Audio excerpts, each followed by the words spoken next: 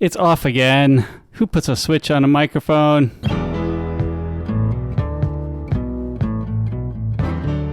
Welcome to My Hill to Die On, episode 74. Everyone has things that they're passionate about. Things we want our friends to try and experience. So we've convinced each other to try different things. And we talk about these experiences to see if we can get just one more person to join us on our hill to die on. So, on my way here just now, just on my way to record, I pull up to an intersection. There's an ambulance coming. This is the intersection by the preschool. Yes. Normally people turn at that intersection, right? They don't go on the small road. So an ambulance is approaching, and I'm like, oh, okay, which way is he going to go? I'm assuming he's going to turn, so I'm trying to get out of his way, and then all of a sudden I realize he's going straight, and now I'm getting more in his way, and I'm like, oh my goodness, make up your mind, which way are you going? I need to know which way you're going so I can avoid you. So then I let him by. Then I get to school, and the fire truck from the same station house pulls into our parking lot. And I'm like, oh my goodness, what's happening? And it looks like something's happening at the elementary school next door. Oh. The elementary is basically directly between that intersection and our school. So the ambulance was going in one side and the fire truck was going around to the other. And one of our teachers here just said that they might be playing a baseball game over there. So maybe it's something related to that, which would be sadness. But, anytime you call an ambulance is basically sadness. Unless it's a butt dial. Well, that's just sadness for the operator. Yeah, that sounds chaos. I guess what I mean is, we might have some more sirens later on. Ah, that's what this is all about. They're still right outside the window here. All right, well, we'll pause our witty banter if that comes about. We'll have to see. Maybe the fire truck won't be leaving on siren. The ambulance probably will be, but the fire truck probably won't be. So let me just say that because I log on to my school account to gather all the information for our podcast, there's a few emails in my inbox now. Oh, a few. Good. Catching up, are you? I'm not a fan of this. I was able to go through emails during our conference. Oh, yeah. I didn't. We had a wonderful Japan Tech Coordinators Conference just last week, which will come up later in the recording too. Oh, you have things you want to say about it, eh? Well, because we watched the movie at the conference. But yeah, I thought it went pretty well. We paired up with the sister school for the day before to have our own little pre-conference, and then we had a tech conference the next 2 days. Yeah, I have no idea what you guys talked about during the pre-conference because I was teaching all that day. Yeah, I basically showed him around, answered some of his questions. Our sister school just hired a brand new tech guy, and he hasn't even started yet, but he's able to come to this conference and just get a feel for things, which I think was pretty valuable. We showed him around and talked about what we did. They did have some questions, but it was a lot of just, here's how we're doing things, and just, in some ways, get him a taste of things so that as he's warming up to his job, he can then send us more questions. Oh, you touched on that when we had our tour. What did you mean by that? Or how do you arrange that? Or whatever. That's kind of what I was feeling we were doing. Yeah, I think it was good for him. I was a little worried that he was going to get a bit overwhelmed. Maybe. And if we didn't overwhelm him, the next 2 days probably did. But I don't know. He seemed to take it in stride for sure. Yeah, he definitely did. I thought the conference went well. Yet again, I think we, of all schools, do things differently than many other schools. That is an understatement, thank you. Not because we're trying to be different, but while we serve a different clientele, we have chosen to do things differently. In some ways, it's to save money. We have other things that are our primary objectives. Yeah. We have certain things that we focus on above others. And yeah, one of those is the fact that we try to be very frugal. I was going to say good stewards of the money that we are gifted. Yeah. So we're much more picky and choosy. And so where many schools, many tech departments around us will find a solution that will serve their needs, and they'll purchase that solution and then try to manage what they do to kind of work with that new system. We will oftentimes shop around, and if we don't find a system that works perfectly with what we've already been doing, we oftentimes will make something that will. Well, like you said last time, FileMaker will just bang every nail. Hey, when all the world's a nail, FileMaker's the greatest hammer. Yeah, I do say that in jest. But I mean, it is surprising how often we turn there. But even in the latest round of things we were working on, I asked the business office to look for another solution, and they just couldn't find one that met their needs. So they did end up turning to us. And to be fair, based on that solution that we've been building, a lot of the other schools seemed very intrigued by it, to the point where they wanted something like this, but unfortunately we had designed it very much with our own systems and our own needs in mind. Yeah, there's no way we're breaking it out to sell it to them. It wouldn't work that way. Yeah, it would have to be a whole unique system for them. But that being said, that's part of the reason why we were able to do it so quickly, is because we just tied it into all the other existing systems already. Yeah. We didn't have to create a set of users. We didn't have to create a set of this and that. It was already all there. We just basically tied everything together and put the good stuff in between. Basically, Ryan tied everything together and put the good stuff in between. I used the royal we. The royal we. Hey, it's simple. You ask me to do it, and I do it, so it's a we. I guess I gave you the time to do it. Yeah, you did give me the time to do it. And you say that, but at the end of the day, I still turn to you a lot whenever I'm wrestling with if this is the best way to do something. I will often turn to you. So you say we, it's a we. But I do want to say, too, that the conference was still valuable to us. There was still a bunch of things we learned. I know we were making a list in the car ride home. Actually, it was a pretty nice car ride home for debriefing. Yeah. Here's another programming thing, though, for you, Ryan, before we get completely off of tech topics. Oh, okay. What am I doing next week? No. So I was doing some learner build. I was fixing up some bugs. Uh-huh. Not big ones. One of the ones that I had discovered with you when you were standing there, where one of the checkboxes wasn't working properly in the new sheet view that I had programmed a few weeks ago. So I cleared that one up. That one was actually fairly simple to clear up. But I had another teacher email in a bug that said the sort by overall grade was not working in sheet view. Huh. So I was like, oh, that's interesting. So I went to take a look at it and I'm like, oh yeah, for sure. The reason why I didn't do it, the reason why it's not working is because there's no code here. I was like, whoops, I probably meant to do that at some point and then just forgot. So I was like, okay, not too hard, put it in place. Now it's working fine. But here's the question for you. When the overall grades change, do the rows resort immediately?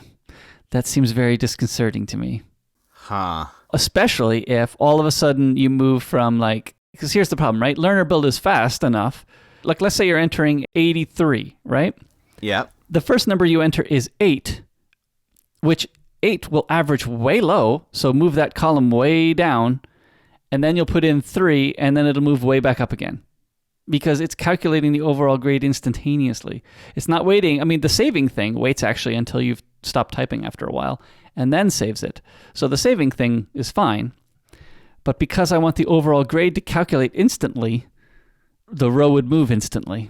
Maybe you don't call the sort? I could wait to call the sort until after the save is completed. Yeah. I'd have to look at that. It would still be disconcerting then because it would be about a half a second after you finish typing that things would move around. The only other way would be it only sorts when you click sort. When you click sort, that's what I was thinking. I mean, that's how the way it works right now because I've now fixed the overall sort thing, but it'll only sort if you click sort again. Yeah. Honestly, my gut tells me that would be probably the best solution. I think I'm going to leave it like that right now, and we'll see what kind of complaints I get.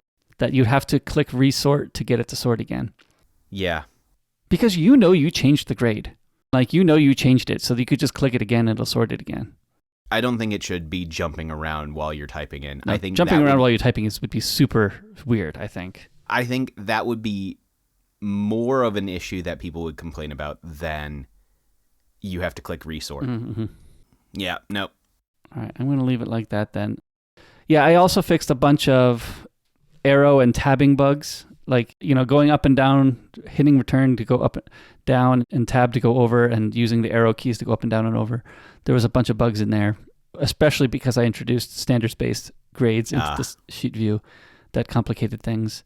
But yeah, amazingly simple changes to make that work better. I like, oh, if I just do this, everything works. Oh, okay. You just put that code in. You actually include the code.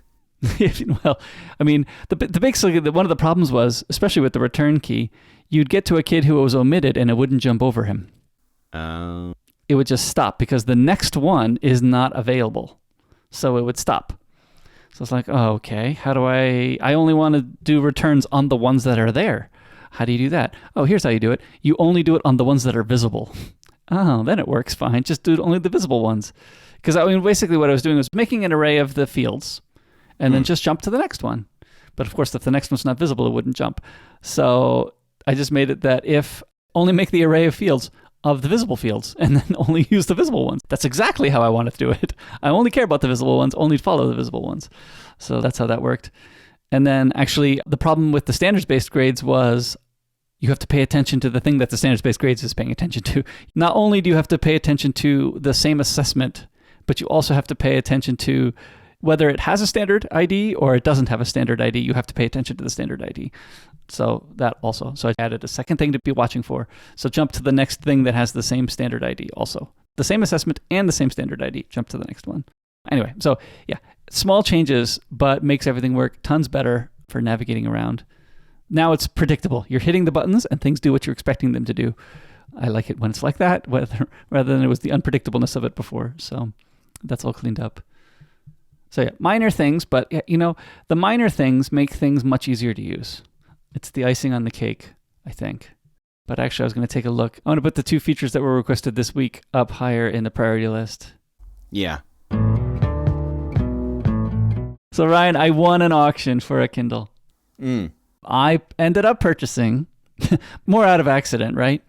Because I bid my thing and I expect people to outbid me because it's worth more than what I paid for. So I'm glad I won.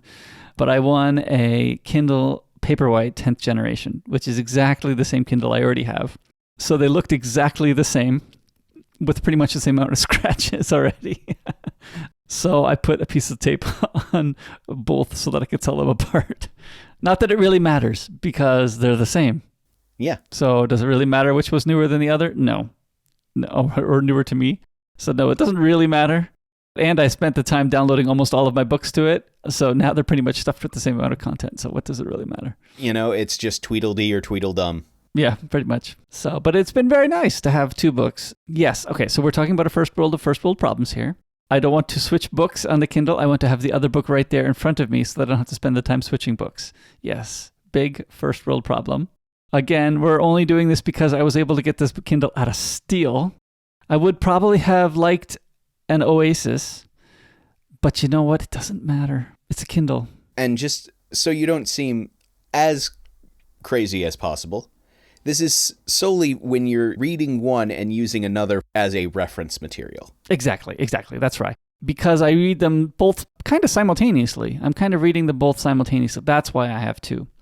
I'm doing the Captain Picard lifestyle with a plethora of pads on my desk because I'm reading them together like he did. Why just have 1 pad when you can have 2? Because, in the future like that, you're always like, why do you have so many pads? All the data fits on 1, right? But it made Captain Picard look busy. But, I am reading both of them, not simultaneously, of course, because you can't read simultaneously, but still, I'm going back and forth. So it makes it easier to not have to switch books so that I can have 2 different Kindles. So yes, I got this at an amazing steal. I got it at half the price that I purchased mine at 2.5 years ago, which was half the price of its original price because I got it on Prime Day. So basically, I got it for a quarter of the list value 3 years later. So I don't know. I feel pretty good about it. I've seen these go for at least 2,000 or 3,000 yen more on Yahoo Auction. I'm feeling pretty pleased with the purchase. Yeah, if anything, I only have a slight disappointment that I won this one and not a Oasis. But you know what? That's not a real problem. That is a first world problem. Exactly. Because I would have liked page turn buttons. But you know what? Even that's fine. The touch surface on both of these Kindles works just fine. I've not had a problem turning pages. So yes, now I'm reading both my books on these Kindles. And I have retired my 4th gen iPad. The only thing I need a non-Kindle for is my prayer calendar. So even before this, I think actually I realized the problem really stemmed from my 4th gen iPad mini being too slow to switch apps Or, well, actually, no. It really stemmed from the fact that the Kindle app on that iPad was slow and horrible. That's where it really stemmed from. This is what got me into looking for another Kindle in the first place. Because when you open the Kindle app, the last page you looked at comes up right away, right? Yeah. But then after a second, after it's finished loading or whatever it was doing, because it was like a picture, right? It loads up that picture of the last thing you looked at. After a second of loading, then that screen blinks and the text moves a little bit. Moves up or down depending on how it recalculated the page flow, which really is annoying because then all of a sudden your eye has to move along with that when it's in a direction you didn't expect probably. And then sometimes it just flat out crashed after that, especially right after that. It would blink and then crash. And I'm like, oh, I got to wait for it all to start up again and do it again. So that was the annoying part. And the only other thing I used that iPad for was finding my prayer list, which I can do that on my phone. So I liked my iPad mini because I had it set up just for my devotion time. So there was no other distractions, nothing else, no other badges, alerts, or anything. It was only stuff I needed for that.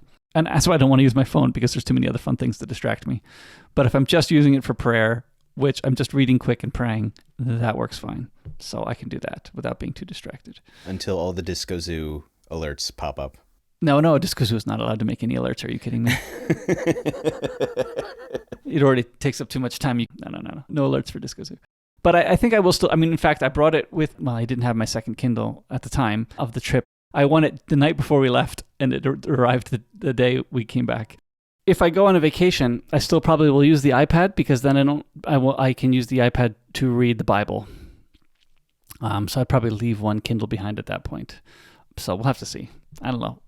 It's probably easier just to travel. I don't bring my Bible then. I can just the iPad then. I'll give that a little bit more thought. But this time when we went to the conference, I traveled with the iPad and a Kindle. How was that? It worked out fine. The iPad Kindle app is annoying, but if I only have to do it once in a while, it's not going to be a big deal. Yeah. But I look at the Kindle and I just keep wishing I read books. Oh well, I don't read books. I listen to them. Yeah. What? Well, why don't you read books? I just don't have time. I don't know. I'm slower than maybe I want to be. And I want to be doing something else while reading. I like listening to books and organizing pictures or listening to books and whatever, right? I like doing something fidgety at the same time. Yeah, well, I definitely like listening to books just full stop because I am very much an auditory person. And so I like just listening to books. So I have both listened to books while playing games, but also just stopped playing the game and just sat there listening to the book. Which I'm sure if anybody walked into my apartment would look crazy because I'm staring at a blank TV or staring up at the ceiling with headphones in.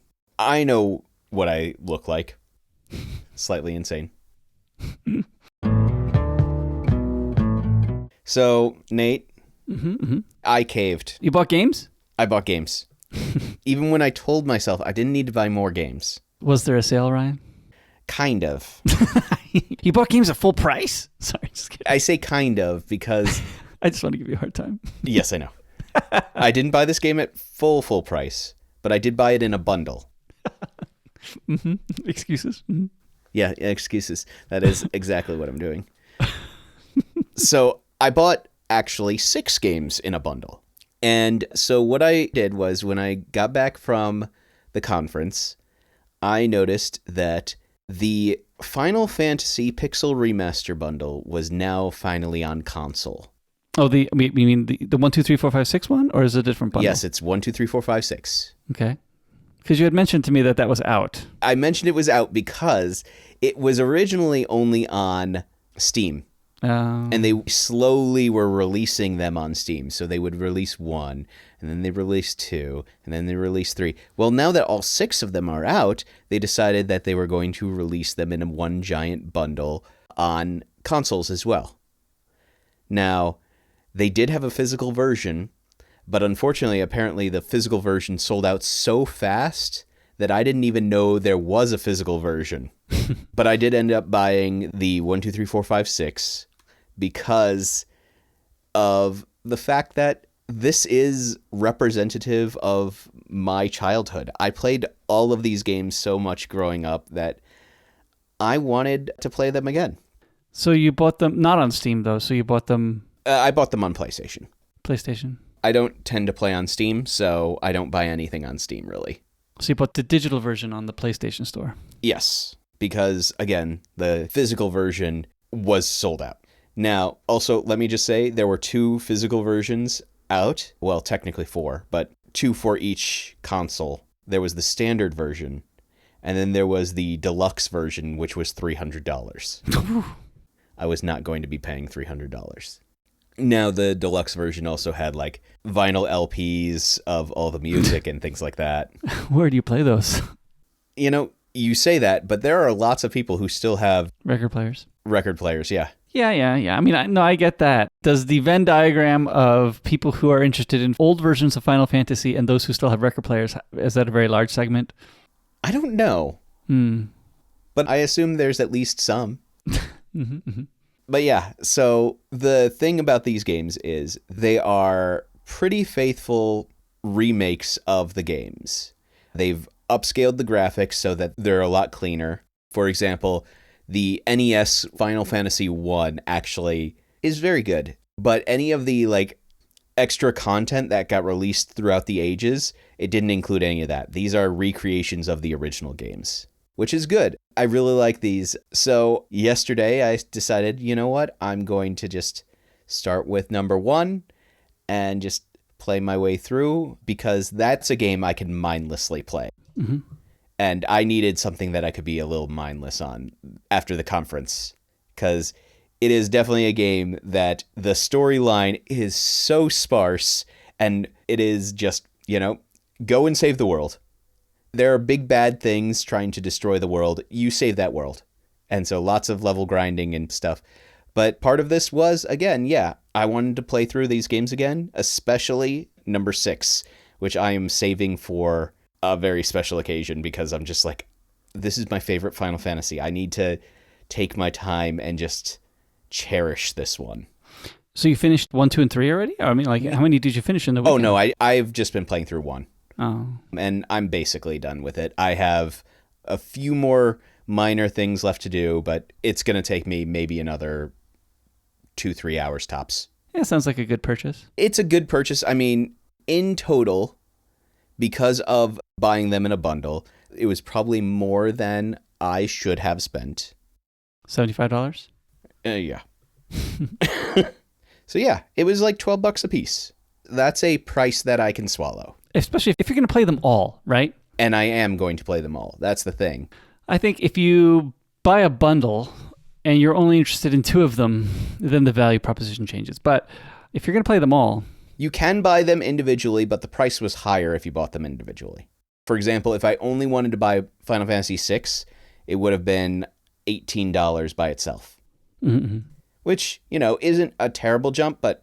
No, and if that's what you wanted, then that makes sense. But I wanted to play them all. Even number 2, which is probably one of the worst ones. It was not better than the original, huh, Ryan? No, number 2 was not better than the original. That sequel that did not improve on the story? No. Well, it had a story. That's the improvement there. But gameplay-wise, it definitely did not improve. They tried something very interesting for number 2, although I have my own gripes about number 1. Anyway, all that to say, it's been really fun delving into these games again. But yeah, like I said, because these games are classics to me, I just wanted to play them again, and they are definitely games where I can just kind of veg out and go mindless, and I love it. Sounds good. So, this week, Nate had me watch a movie. I had you watch a movie, the one you didn't want to watch. Yeah, the one I didn't want to watch. It's a sequel to a movie that I did not care for. Which is fair, because I don't like it either. It's definitely not a movie I would pick as a favorite. And so you had me watch the sequel of the movie I didn't care for. And we'll talk about the sequel later. But Nate was determined to make me watch this because he was trying to tell me that this is a sequel that is better than the original.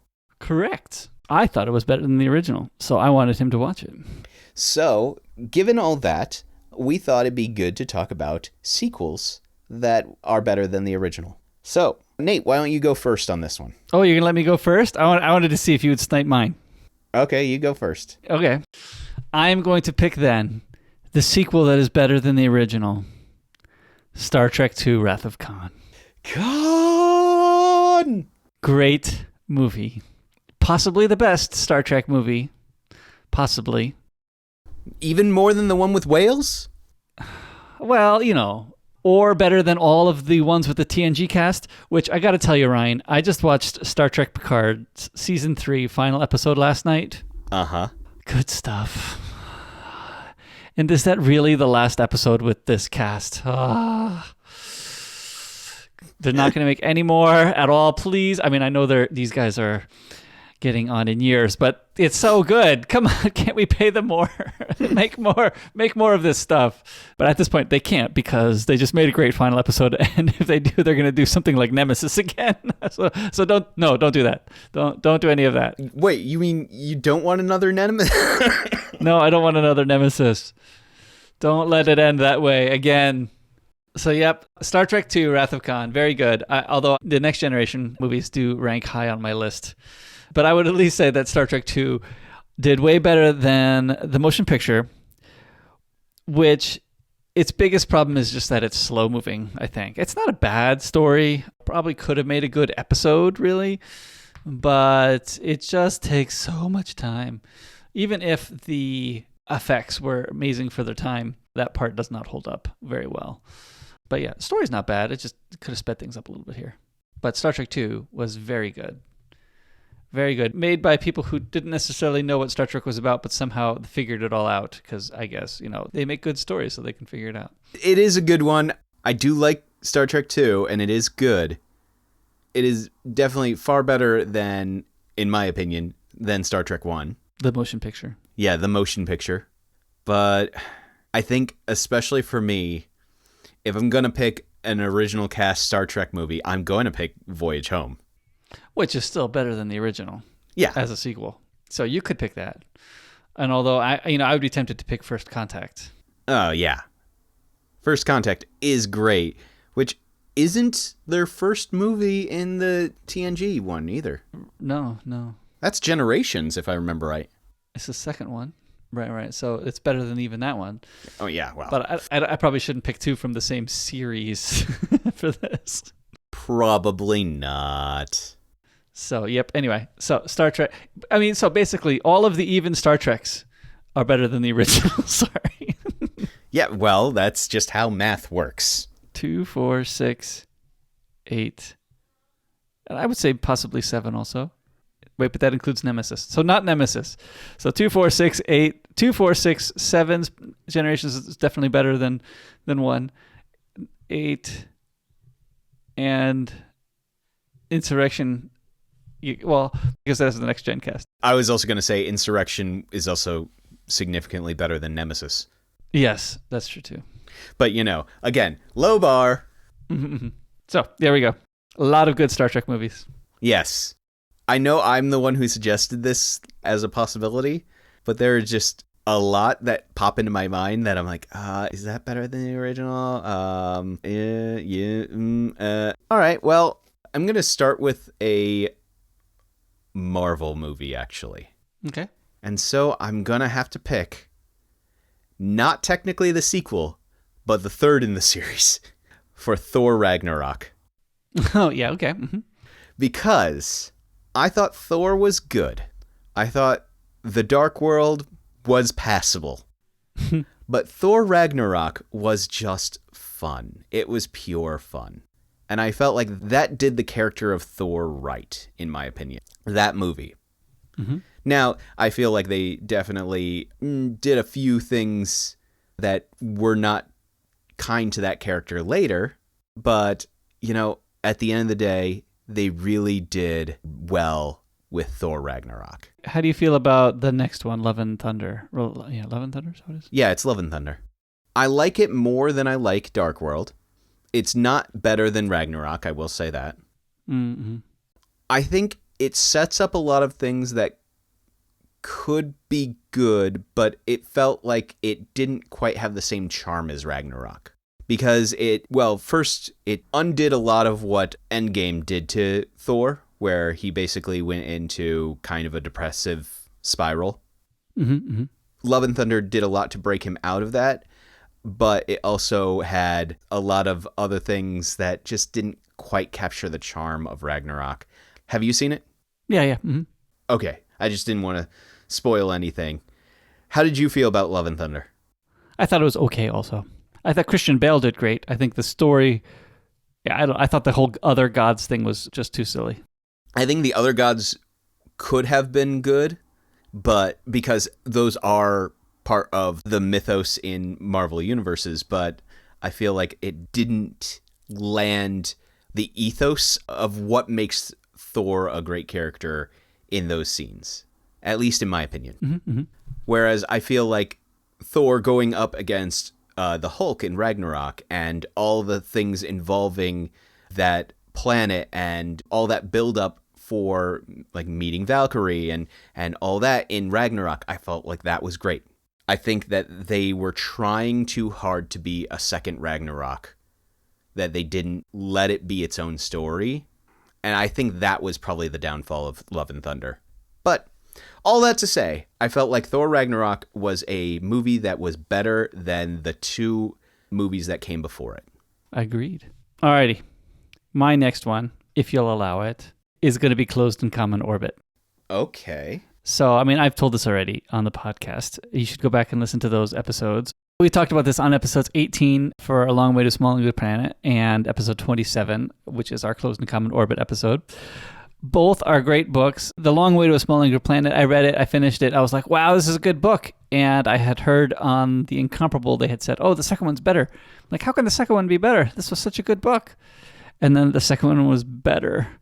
So yes, I think the second one hit all of what I like. It had not time travel, but bouncing between different time periods. Having an AI learn to live in her body, tough thing, right? That mental exercise, a little bit of heist at the end. It had a lot of good stuff. You know, what makes a relationship is Pepper's a fondness for her AI, you know, is that her parent? That kind of thing. You know, lots of good things to think about. What makes something you love? I mean, just as much as you can fall in love with a teddy bear, right? I mean, it's important to you, so it's important to you. Why does somebody question that? Yeah, that kind of stuff. Lots of good things to think about there. So Closed in Common Orbit, I think, hit a lot of my buttons. So I just really liked that book. It was really good. I'm actually surprised. I thought you were going to go with The Galaxy and the Ground Within. Well, that is good too, although I think I still like Closed in Common Orbit more. A Galaxy in the Ground Within is also better than A Long Way to a Small and Good Planet. Again, Long Way to a Small and Good Planet, very good. Galaxy in the Ground Within, most excellent. So, yeah, I would agree. I think that book 2 of that series, after having given myself enough time, book 2 in that series, Closed in Common Orbit, I think is probably the strongest, or at least my favorite, of all of those books. Good stuff. Yep. I don't have to look up the links on those because I already have them. Excellent. Phew. All right, so I've got a problem now. I chose the Marvel movie as kind of an entry, like an easy one for me. But the problem is now I have 2 more that I have in my brain, and I can't decide which one I want to talk about. What are you going to pick? I have a few others too.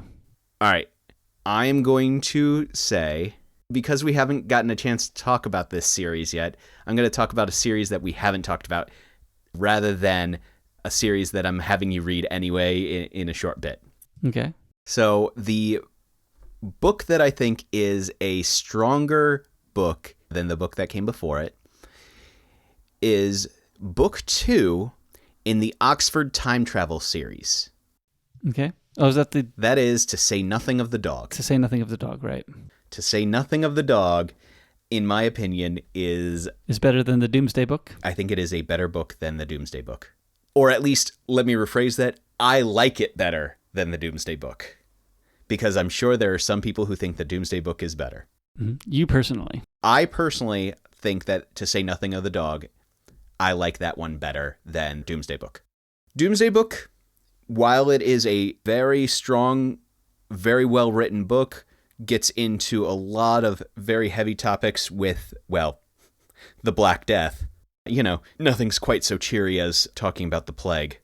Mm-hmm. To Say Nothing of the Dog is where Connie Willis goes and leans into a more lighthearted, silly nature of time travel. So it involves a character who basically has done so many jumps back in time to properly catalog what a old church used to look like so they could properly reconstruct it.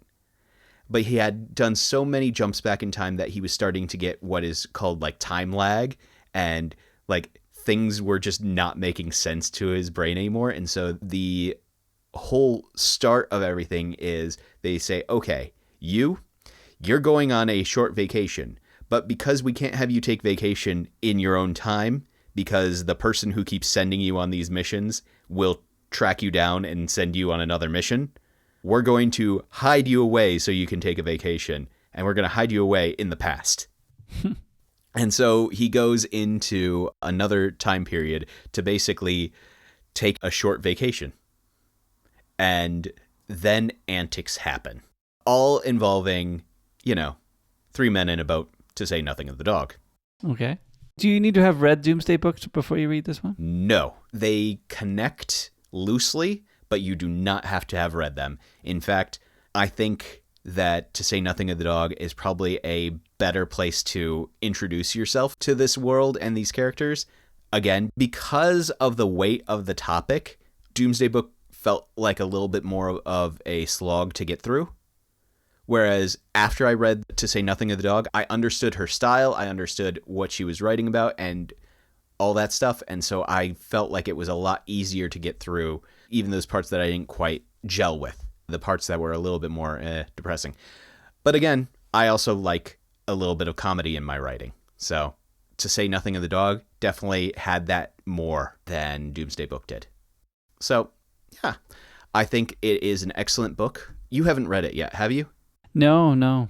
I might actually add that to the list later then at another point, because I do think that it is a good book and I think that you should probably read it. Just to give you another glimpse at what I was thinking of, because I'm going to do a quick cheating response. Bring Out Your Dead? Okay. Mm-hmm. The other ones that I was thinking of was things like, I think Weird Sisters is stronger than Equal Rights. Oh, okay. Mm-hmm. Which is book 2 in the Witches series. Coming up, yep. Yeah, that's coming up. I also think that Reaper Man is stronger than Mort. Okay. I love both those books, but I think I like book 2 more. Because now he can play, now that he's set everything up. Now that he's set everything up, now he can play. And I think that's why I like those more, is because he's at play. Those books, I like them more. And so I'm very much looking forward to when we get to those books so that you can see why I like them more. Mm-hmm. But those were the other ones that were in my mind, both Weird Sisters and Reaper Man from Terry Pratchett.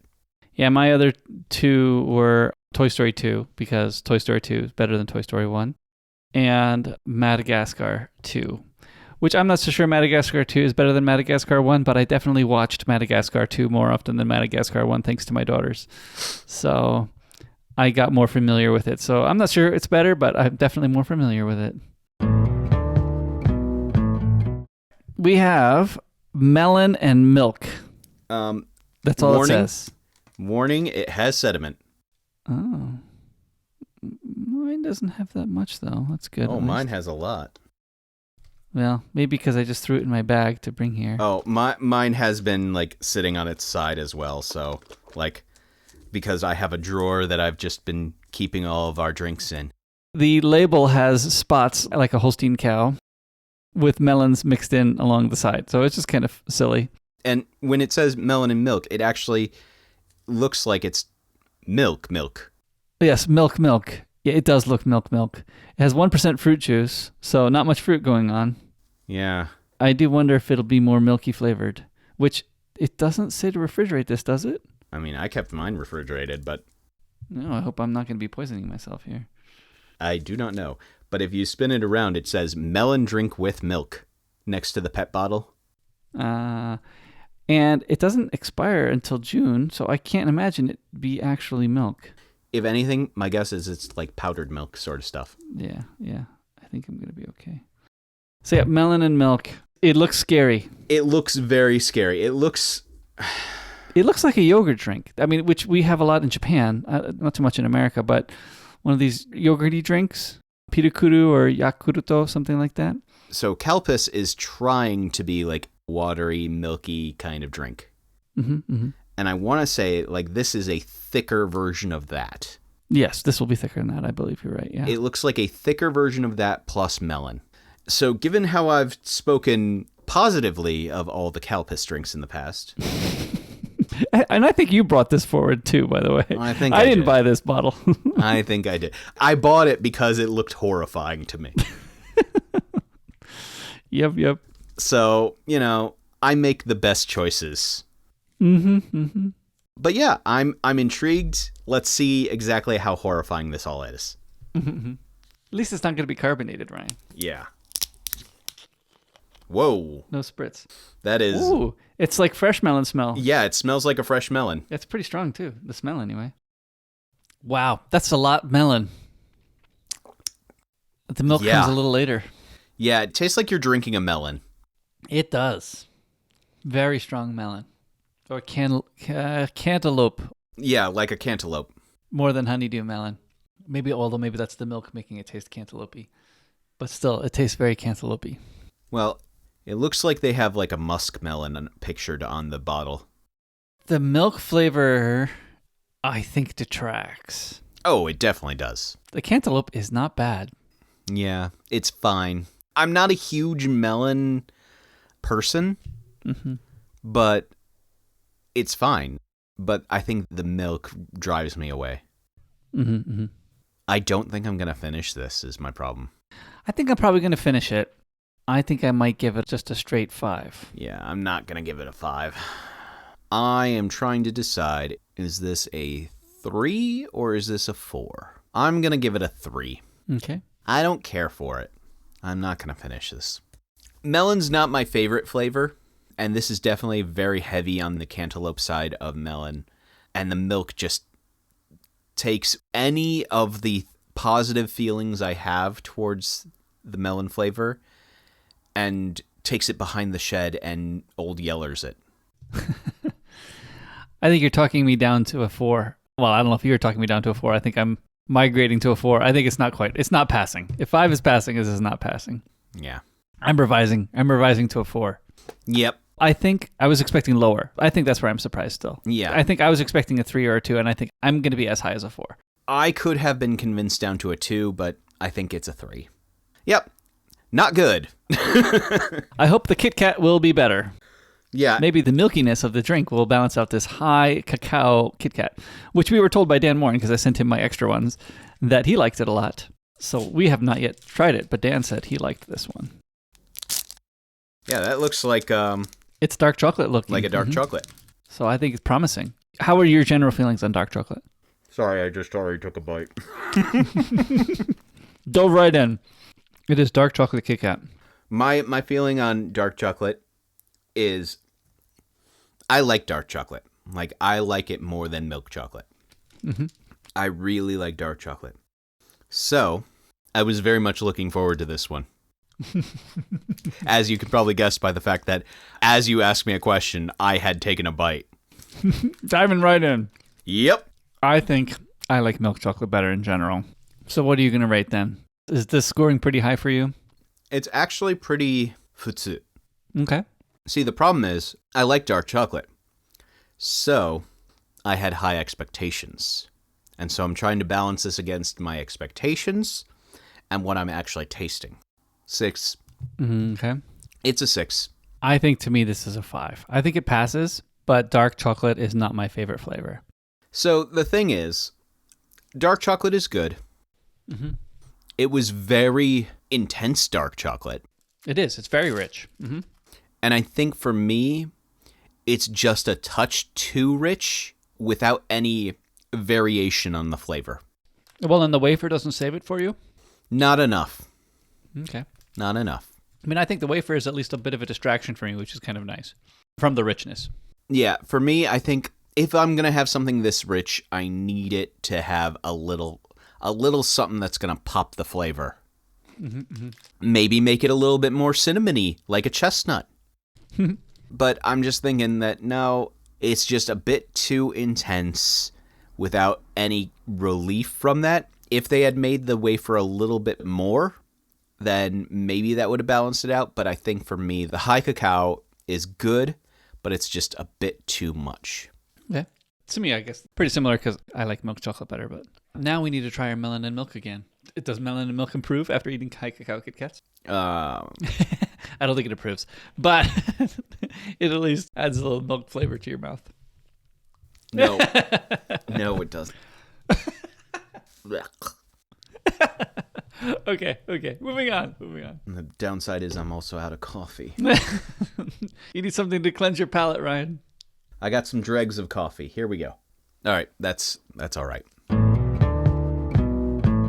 All right, Ryan, I had you watch a movie. A movie?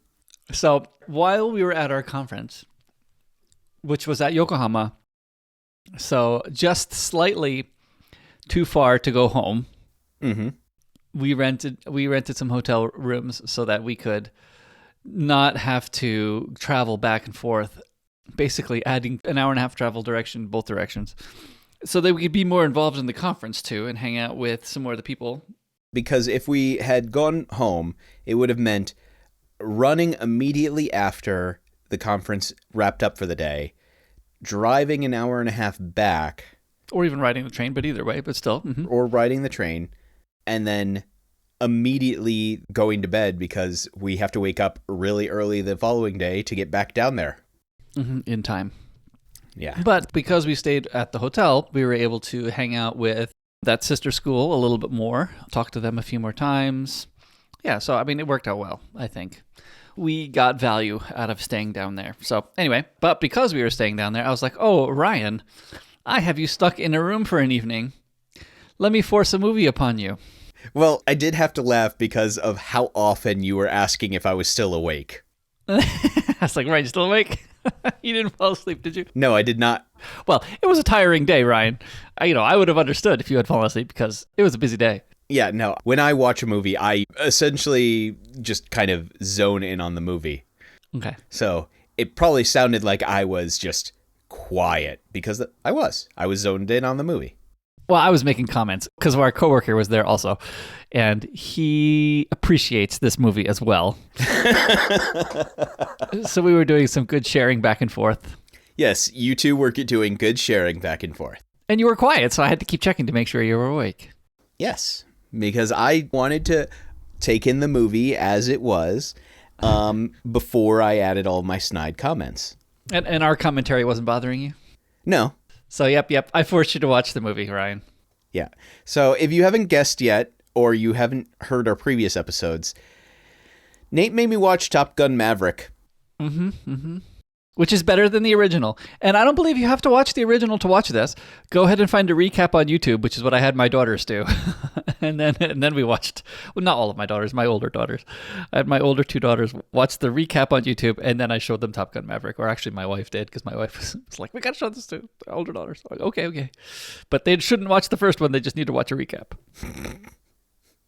Yeah, so, little background story. I did not like the original Top Gun. And because I did not like the original Top Gun, when the new movie came out, I was like, oh, I'm just not going to watch this. But the problem is, I work in an office where there are lots of people who talk about movies and things all around me. Pop media. You participate in these conversations with your medias. Uh-huh. Yes. You can't just say we do it. Okay. Just checking there. Yeah, no, I participate when I have things to add, which is Almost most all of the time. Almost all the time. Okay, yep. Which is most of the time. But the problem is, when the movie originally came out, everyone was speaking of this movie and kept talking it up.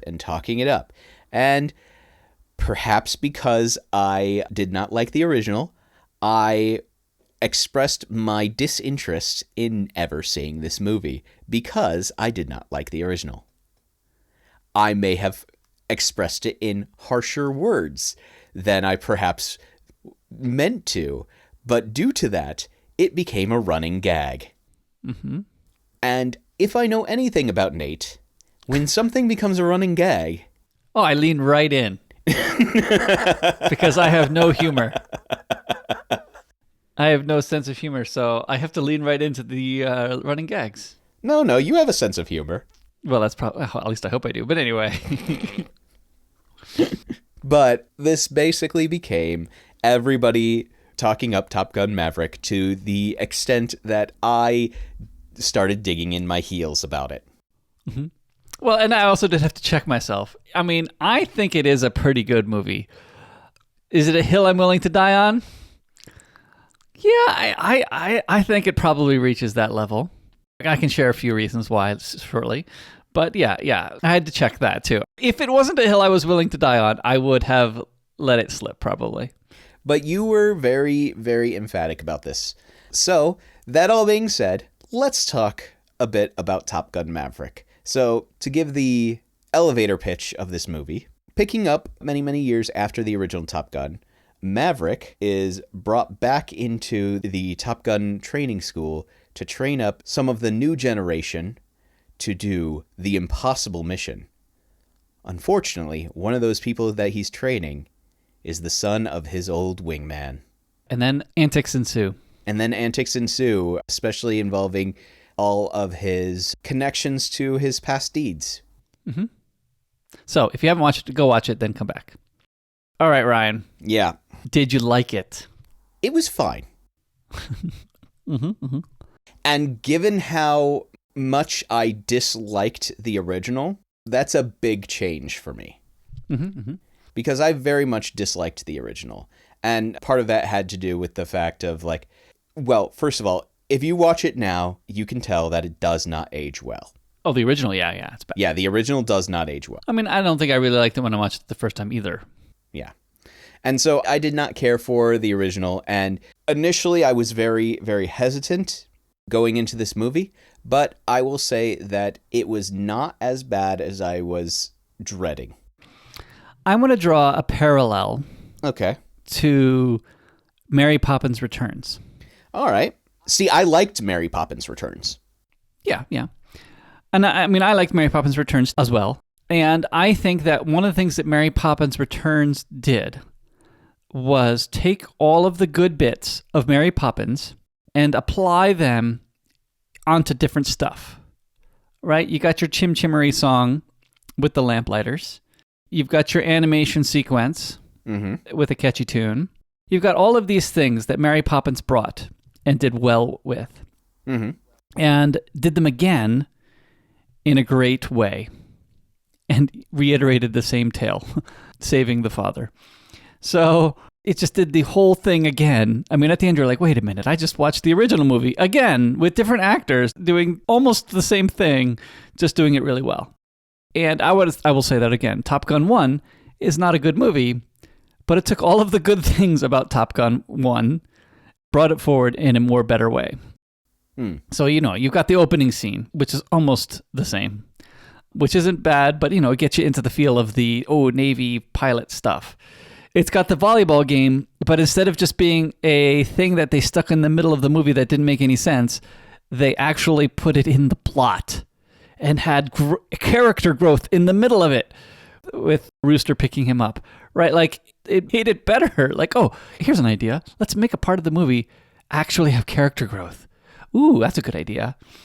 Sorry, I'm just laughing because that being an idea, I mean, that should always be there. It should be where you start, right? No, as opposed to, I have an idea. Let's stick a whole bunch of guys with their shirts off, sweating. That's going to be a good part of the movie. Like, yeah. No, how about we make them have character growth at the same time? Oh, okay, yeah. That's much better. Anyway. So yeah, it took the love interest. That was even a better story because there's forgiveness and blah, blah, blah going on there. Anyway, it just took everything that was good in the first movie and made it better, right? Yeah. That had semi-redeemable values and made it better. Yeah, I can see where you're going with that. I think it was a fine movie. Now, because I had seen the original Top Gun once, many years ago, I didn't remember many different things in the plot. And so it did feel like I was relearning a lot, going, oh, okay, yeah, now I'm drawing these connections. Okay, that's where these two know each other from. Okay, yeah. And so, yeah, I did feel like I was relearning a lot of the minor bits of the plot that were integral because it had been many years since I saw the original. And like I said, didn't really care for the original. Yeah. Val Kilmer's relation to him, Yeah. or Iceman's relation, and the fact that Goose died. Which, I mean, they recap that whole part. They recap that pretty early. So that one you remember. Yeah. But I mean, even that character growth through that, I think, makes this a good movie, Ryan. There was touchy-feely in there, Ryan. How come you didn't tear up at the end? Why didn't I tear up at the end? Because it was a predictable plot. Okay. But did you guess that Rooster was going to go back for him? Oh, yeah, definitely. Okay. Okay. I was reasonably sure that Rooster was going to go back for him. Also, the fact that everybody was talking throughout the entire movie that Hangman leaves you out to hang and dry meant that at the very end of the movie, he was going to not do that, and it was going to surprise everyone. No. I felt it was predictable. Okay. Okay, for the classic emotional beats, yes, they did them. They did them well. But I didn't feel like I had gotten emotionally invested enough in these characters that made me tear up. So there was no tears. Your eyes were dry. My eyes were dry the entire time. How do you feel on the actors piloting these planes by themselves? I felt like that was a good call. I will say that. Because I think that there is a level of emotional weight that you get when you do something that actually makes you as an actor step into the seats. Yeah, you're in that seat a little bit more. So it's the same idea that, like, if you're going to be a fighter in a movie, you should do that physical training. If you're going to be a gunman, you should know what it feels like to shoot. Yep. No, I think it added a lot too. From what I read, everything we saw, like, planes flying above them, planes flying around them, everything we saw out of their windows was real except for the missiles. So if we could see missiles in their windows, that was not real. That was added in after the fact. So I think everything we saw coming out of their windows, or everything we saw of them accounting for G's and stuff, was real. Now, probably they didn't do 10 G's. I mean, I would assume they didn't do enough G's for them to faint. To actually black out. Yeah, they probably didn't cross 2 or 3 because why be dangerous? I'm not sure I could handle more than 2 or 3. So anyway, yeah, they might have been able to maybe, but I don't think I could. Of course, as this movie came out, Tom Cruise did a whole bunch of stunts, and I watched a thing on, I forget all of the antics, but I did watch a thing with him and James Corden, and it's like, all right, James Corden, we're doing Top Gun school, and then James Corden like, I don't want to do this, don't put me in the plane. Anyway, quite fun. Yeah, no, I'd be right there with you. Don't put me in the plane. We're going to train you. Train me for what? Train you not to throw up. Anyway. Yes. I did think the effects held up well. I hope they hold up over time, but I think they did. Because, I wanted to say, how do they do this? They actually stick like 5 cameras in the cockpit right in front of them as they're flying, so they can get them from all the different angles. Honestly, cinematography-wise, this is a solid movie. Yeah. And see, I think I have a higher appreciation of that fact than possibly you do. Oh, yeah. And I think that's the thing is, for me, when I watch a movie, it is never about, did they get good camera angles? Never about, how's the cinematography? Never about, like, is this a perfect shot? No. It is always about, what is the plot like? Mm-hmm. And if you give me good character development, if you give me good characters and good plot, I'll be far more invested than it is if it's a beautiful shot.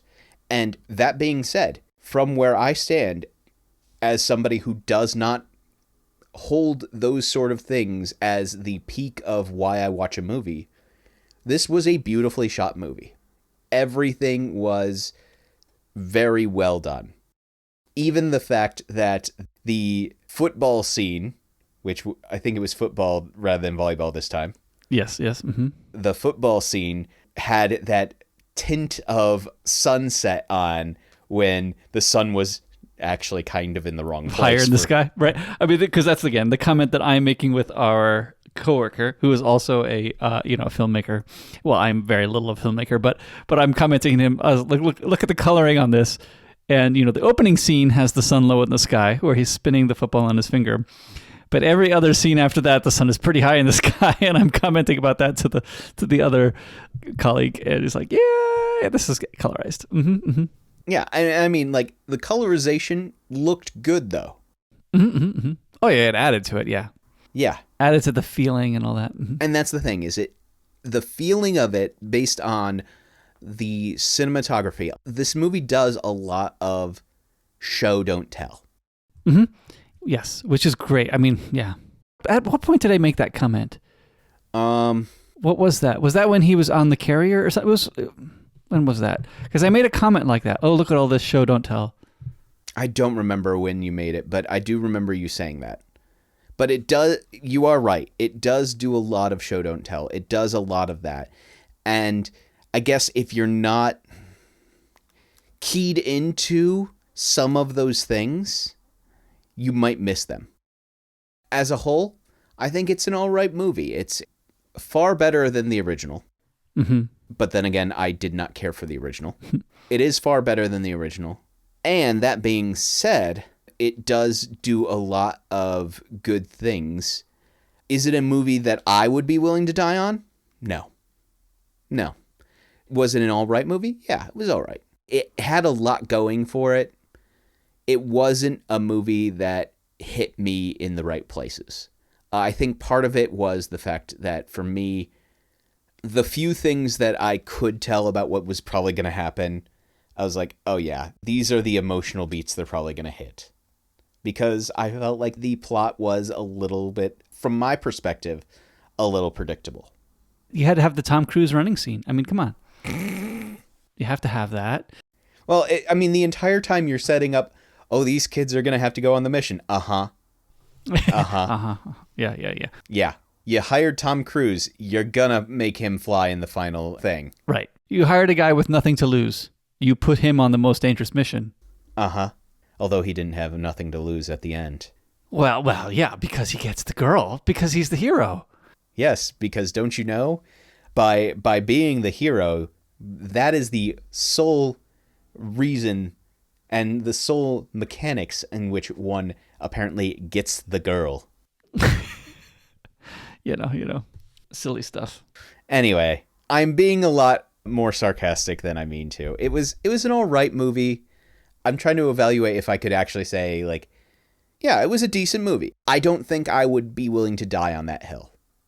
But I think that's partially because there are far more movies that if I'm doing this for the emotional beats, for the emotional weight, and whether or not I cry at the end, this movie did not achieve that for me. And there are other ones that I think do that better.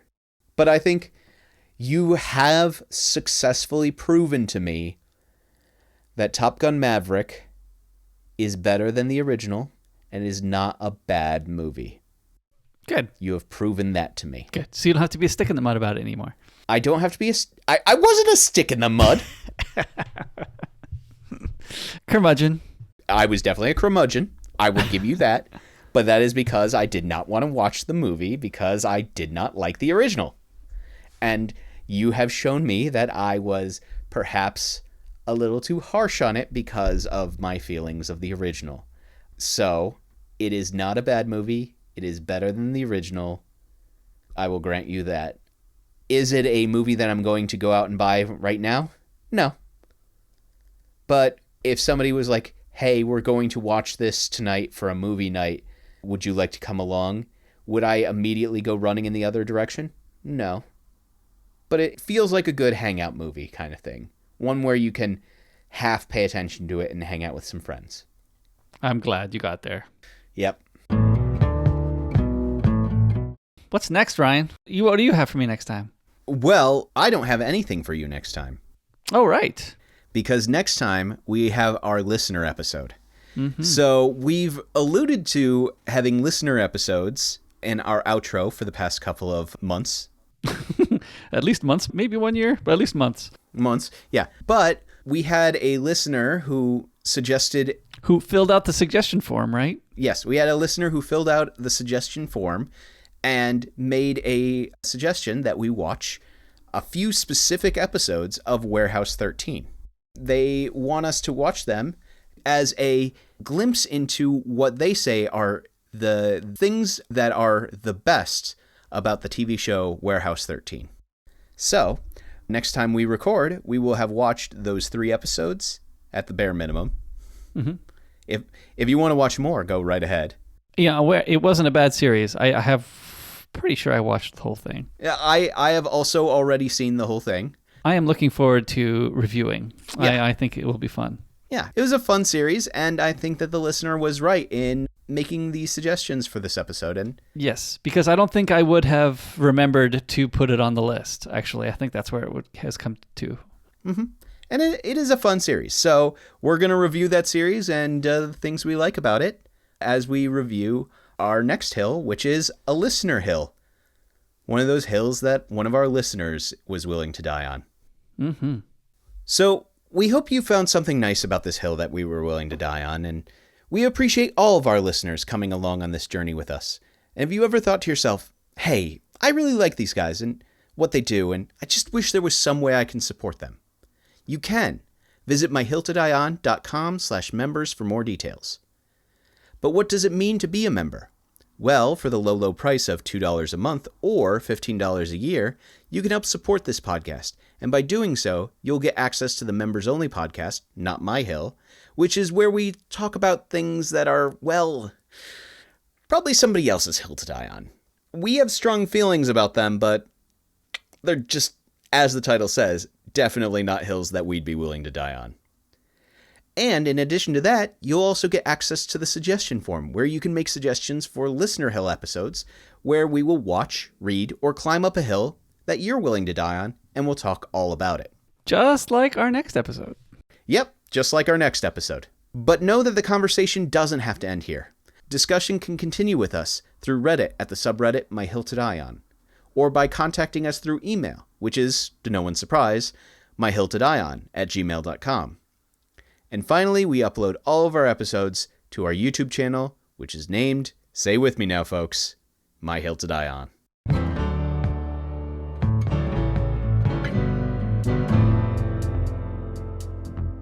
Ryan, I did buy a Kindle. I don't know how much of the last week's conversation we're saving, or last time's. Oh yeah, the one that we talked about in Psalm for the Wild Belt. Right, because I think that's going to be too... If you keep all of it, it's too weird, yeah. But hey, every once in a while I think I go to appear weird on the podcast. I do it in spades. I'll start over. You can stick that part I'll stick that part at the end. So the fire truck already left, actually. We'll see if it turns to go by your house. Well, I can hear it from here. Not just through the headset, but through my window as well. Is it going by you? It's getting louder. Yeah, I hear it in the headset a little bit. It's gone, right? No, it's still there. Now it's gone. $75? Yeah. It was $15 a game. Mm-hmm. Wait, there's 6 games, though. 75 divided by 6 is enough. Yeah, it's 15. No, it's 12 and a half. Oh, 12 and a half. Okay. 75 divided by 5 is 15, yeah. Oh, apparently I don't do math. Here's the side thing, my gripe for number 1. When you level up in Final Fantasy 1, your stats, what stats increase, is all randomized. So there are certain stats that will go up based on what character you're playing as. So if you're playing as the fighter, certain stats will always go up. But every other stat has I think it's like a 1 in 8% chance of going up. So you could have a character who basically has gone up almost nothing at the top level, or you could have a character who basically has fully maxed out stats, and it is all a roll of the dice. And I do not like leveling systems like that. No, because, it should be earned or chosen or something. Yeah. Should be earned, chosen, or it should be standard across the board, and then you can do something else to tweak it. But I hate randomized stat generation. Ugh. And I know why they did it. They did it because Final Fantasy 1, despite anyone who will tell you differently is so heavily based on Dungeons and Dragons. I mean, seriously. Actually, I don't think anyone would tell you differently. It's so heavily based on Dungeons and Dragons. The original game had basically the same type of magic system that Dungeons and Dragons did, where you had leveled magic, where this is a level 1 spell, this is a level 2 spell, this is a level 3 spell, and you only have so many slots at each level. It is Dungeons and Dragons made into a Japanese RPG. That's what Final Fantasy I was. It's evolved over time, but I mean, seriously, one of the main antagonists that you fight in this game is Tiamat, who is one of the evil dragon gods from Dungeons and Dragons fame. I've heard that name before. It's a multi-headed dragon in Dungeons and Dragons. I mean, I'm sure there are other places that it shows up, but like that's where I always remember originally hearing it from. I guess Far East Track is leaving right now. It's exciting in the parking lot today. Let me tell you, it's never this exciting. I sit here and I watch, I hardly watch the parking lot. And today, now there's just things happening right here. Well, see, and here I was just thinking, actually recording in the middle of the day is kind of nice for me. We're not going to be tired. We're not going to be falling asleep. But no, things are just happening outside my window. Yep, mine too, apparently. We keep moving, although I'm not sure there's terribly much you have to say about Maverick, so that's fine. What, you think I don't have a great deal to say about Maverick? We're not going to have an hour's worth of stuff about Maverick. No, we're going to be okay. Anything we forgot? I don't think so. I think we got everything in under 2 hours. Yeah. Now, my recording says 2 hours exactly. So mine says 2 hours and 18 seconds.